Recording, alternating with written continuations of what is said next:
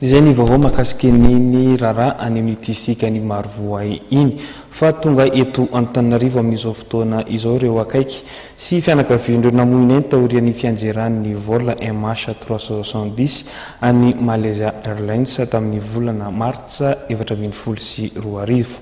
Voalaza fa tety amin'ny faritry ranomasimbe Indiana no nilatsaky io fiaramanidina io tamin'izay no ny fanajanonan'ireo firenena hafa ny fikarohana dia nanapa-kevitra ny andray an-tanana ny fikarohana ny marina mikasika ity loza mpiaramanidina ity ireo avany ka tonga eto Madagasikara amin'izao fotoana izao.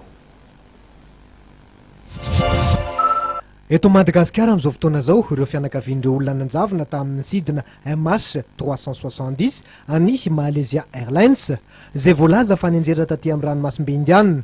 Nivondrona ao anatin'ny fikambanana antsoina hoe collectif des familles des victimes Voices 370 izy ireo.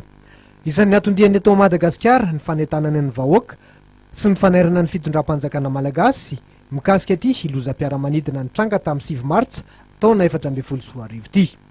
Noho ny fahanginana sy ny tsy fisian'ny valite mazava taorian'ny fanadihadiana natao mikasika ny anjeran'ity fiaramanidina ity dia nilaza izy ireo fa sahala amin'ny nanjavona fandroany ireo avany raha ny ona tamin'ny mpanao gazety dia tsy sorano io tolakandro. Nanapa-kevitra araka izany izy ireo noho ny fikarohana ary ala vola paosy ary manentana ihany koa somba mahita potika fiaramanidina eny hatramin'ny toerana mety ny anjeran'izany fiaramanidina izany mihitsy aza ny malagasy.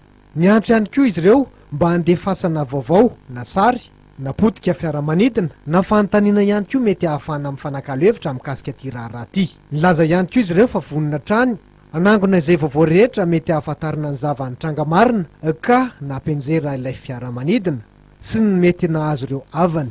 Misy ny mail ahafahana mandefa vaovao sy mifanerasera bebe kokoa amin'reto fianakaviana ny arambony reto dia ny voices 370 media@gmail.com.